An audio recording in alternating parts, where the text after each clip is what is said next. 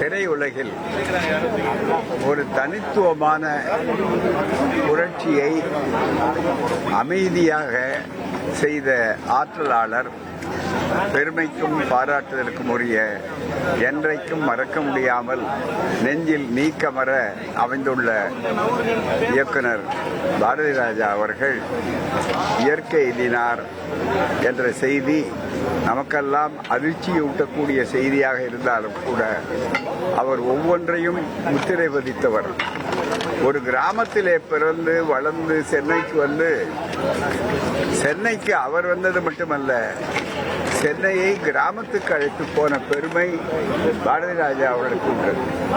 அதனுடைய அடிப்படையிலே யதார்த்தமாக திரையுலகிலே நல்ல பாடங்கள், சாதி ஒழிப்பு போன்றவைகள், மூட நம்பிக்கைகளை எல்லாம் அழிக்கக்கூடிய கருத்துள்ள திரை உலகத்தை ஒரு நல்ல கலாசாலையாக, பல்கலைக்கழகமாக மாற்றிய திறமையாளர்.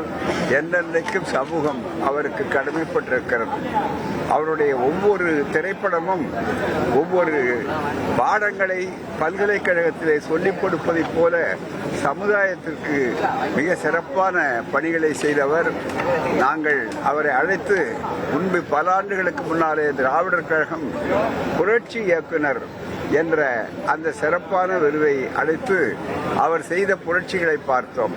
அவருடைய வேதம் புதிது என்ற அந்த திரைப்படத்தில் அவருக்கு ஏற்பட்ட எதிர்ப்புகளை எல்லாம் முறியடிப்பதிலே திராவிடர் கழகம் முன்னாலே நின்றது என்பதை நினைக்கிற போதும் அதற்கு அவர் நன்றி உணர்ச்சியோடு பாராட்டி சொல்லி, என்னென்னைக்கும் எங்களுக்கு துணை இருக்கக்கூடியவர்கள் பெரியார் தொண்டர்கள் என்று பாராட்டினார்கள்.